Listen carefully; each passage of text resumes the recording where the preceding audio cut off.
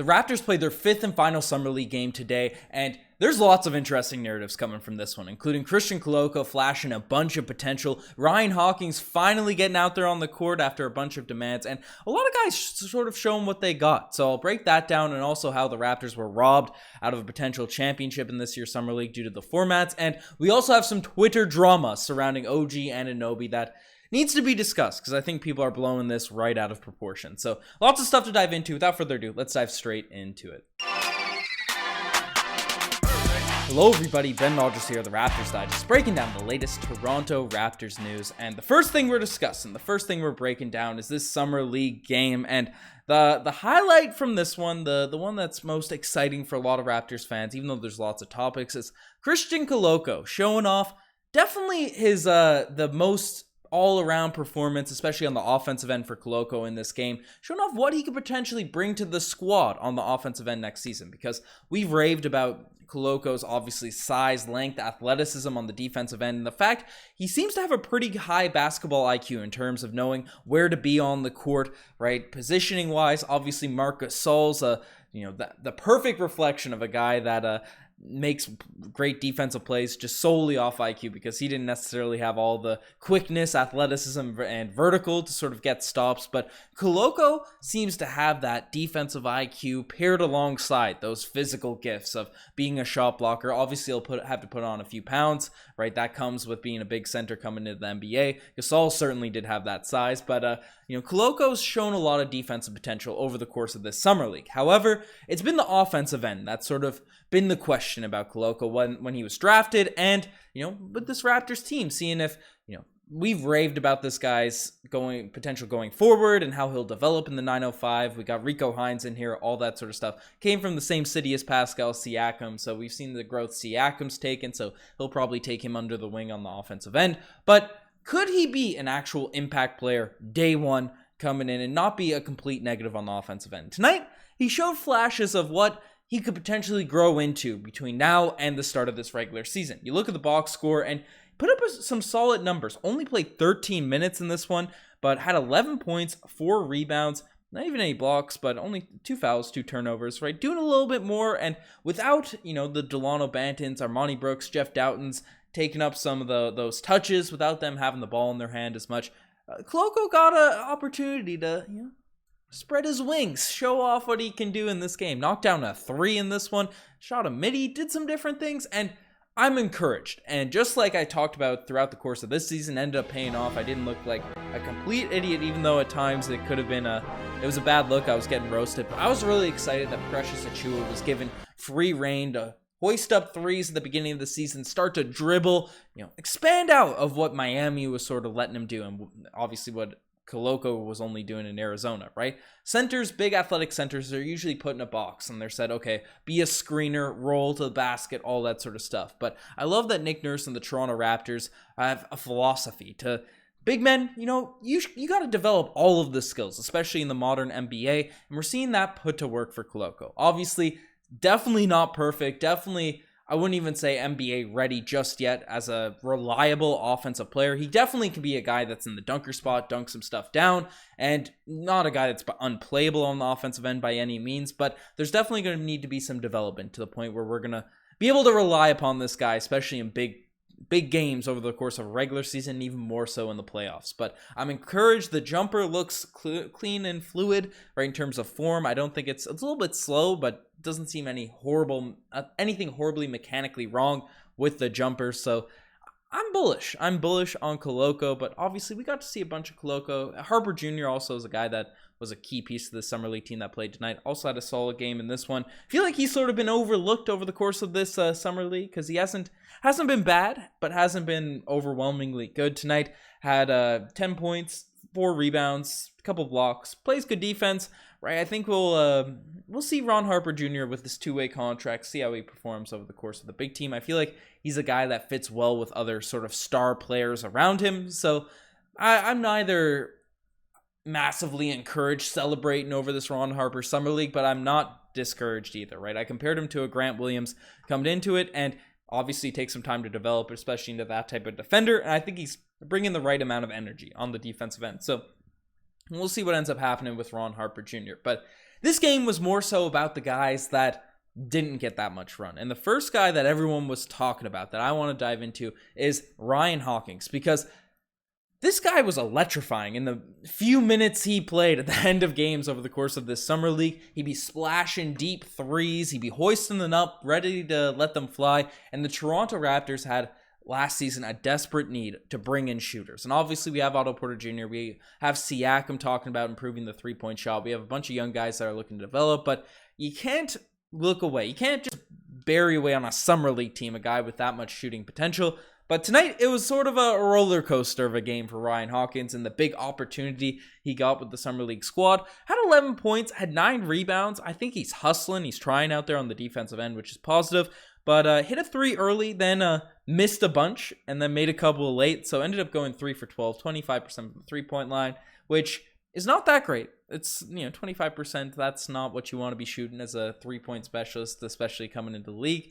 However, the fact that he was willing to hoist them up, to shoot them contested, shoot them deep, and not lose confidence, and the fact that he was missing a bunch and still knocked down a couple late. Obviously, as a shooter, you're going to have high games, you're going to have low games. But as we saw with guys like Matty Ice, Matt Thomas, who was Mr. 99% in Europe, just had a mental block when he played for the Raptors, right? He just wouldn't get his shot off, he'd hesitate, and then it would get to a point where he would be open, and then he'd obviously make some of them because he's such a great shooter. I'm sure he's been shooting 99% still in practice, but he'd miss the open ones because he just psychs himself out in a rhythm. And I like that Hawkins, even in a down game, sort of showed that he's not going to get phased by any means by the three-point shots and was able to turn around at the end of the game. Now, obviously, the pressure in a summer league game versus an NBA game, it's different, but I'd like, if there's a guy that I think could have an opportunity to get at least a roster test or throw him on the 905. I'd like to see Hawkins still in our system. Get some more looks at him with more opportunities. But there's a few guys, honestly, that impressed in that vein. Obviously, they didn't get that much opportunity over the course of Summer League. But Kijab was a guy that obviously is Canadian. I thought had a really, really solid game in this one. 15 points, 10 rebounds. People are calling him a triple-double, potential for a triple-double machine any night. I don't know if I go to that extreme, but he's a guy that certainly has a slashing ability. We broke him down prior to Summer League about how he was picked up, and he's definitely a raw player, right? It's not all put together just yet, but the intangibles are certainly there, and tonight we saw it sort of get pieced together for Kijab. So he's a guy that I think should be a surefire 905 guy if we want to bring him in, if he's willing to join our squad, because the potential is certainly there, and obviously the homegrown Canadians, you always want to root for those fellas. So that's a positive there. We got a couple guys also playing well. Karutz didn't have the greatest of games. Just going through the box score. Barcelo, that's a guy I want to sort of address. I want to talk about very quickly because just watching him play. Like if I were to try out for a summer league team, obviously he's taller than me. I'm only 5'8", 5'7", 5'8". So it's I'd be a lot smaller, but just the look, me against my high school films and all that. Barcelo just plays very similar to me, I felt like. So I was rooting for him to knock down a few shots, and he did play a solid game in this one. Had 10 points in this game. I don't have my contacts in, so I'm creeping straight up to the box score. 4 assists, 4 rebounds. Hit 2 threes, missed 4. I thought he could have had a couple more of those drop down, but Barcelo's another guy that looked like he could certainly run the point guard position. I trust him as sort of a leader of a squad, right? Just to not turn over the ball, keep everyone in order, keep everyone in check, and knock down a few threes. Again, another 905 guy I'd like to see brought into the Raptors system, and then see if they can develop, see if they have the opportunity to grow, and then maybe next season fight for a roster spot. So he was a guy that impressed me, and then obviously Jalen Sims, Trey Porter, they had solid games themselves. Porter had 4 or 5 from the field, knocking down some shots inside the arc. 12 points, 3 assists. Lots of guys on the Raptors squad, and this sort of leads me. Well, I guess the squad. I'll throw out the. We're running a little bit long. I'm going a bit long. I'll just throw it out. I'll throw it out to Karutz, and if Karutz ends up getting a roster position, I know he had a couple of good games in the summer league over a Hawkins, even a Kijab, like a tryout or something like that. If he gets that over those guys, then I'm going to be disappointed because he did not look that great tonight. And you compare him to like a Hawkins, right? Karutz definitely is a solid all-around player, but doesn't really excel at one thing, right? There's not one skill that you say, okay, that's NBA level. That's ready to go there. But Hawkins, he's a guy that NBA level 3-point shooting is there, right? Kijab, like the athleticism, the slashing, that you could probably say that's there. So Karutz, even though he's solid, probably all around better than those guys, especially for your deep role players, the people with already NBA ready skills, those are the ones you want to focus on. So that's my take on the Summer League. I'll probably do a deeper dive just considering all the players tomorrow or something, a couple vids. News has been flying left, right, and center, so lots I've been able to cover, but this sort of led me in, or I had a good segue, and then I kind of wanted to finish it up with the Golden Kazoo. But the Raptors were robbed from this. They were robbed by this Summer League format. I think this team had a legitimate chance at winning those Summer League rings, which would have been cool. Get the Summer League rings for the young guys. Obviously, Siakam, Fred, OG, Boucher. Those guys already got their championship rings. Even Otto Porter Jr., a veteran on our squad now. But nice to see the youngins be able to come up and be like, oh, we got our jewelry too. We would have got this. But how the format worked, there's a lot of teams that had a similar record to the Toronto Raptors. And then they basically took by point differential the top two teams and made them play off into this championship squad. Like, what do you do in point differential in an NBA sanctioned tournament? Well, that's some grade school sort of stuff. If you're comparing games and all that stuff, you can't be rocking out with point differential. That's just stupid. Make a playoff bracket. They had this a few years ago in Summer League. I don't know when they switched it, but the playoff brackets are fun for Summer League. It's kind of like March Madness, game in, game out. You can't be worrying about point differentials when you're trying to do all this sort of stuff. I don't know. That angered me. I thought this Raptor squad was deep enough to make a decent little Summer League run. The Summer League is fun to watch. It's not just some throwaway G League development thing, even though that's what obviously the big club rosters are treating it. But it's fun for fans to watch during the summer. We want to see some tournament action. We don't want to be looking at point differentials and doing the math on, the Raptors have to win this game by 18 points because they got blown out here because they wanted to show off the young guys. Absolute nonsense. So NBA, fix that for next year, because the Toronto Raptors were guaranteed getting those rings, getting that jewelry for next season. Especially if you're going to be giving out rings, it's got to be some sort of tournament, not some stupid point differential structure organ. I don't know. That's my take. Let me know if you agree in the comment section below.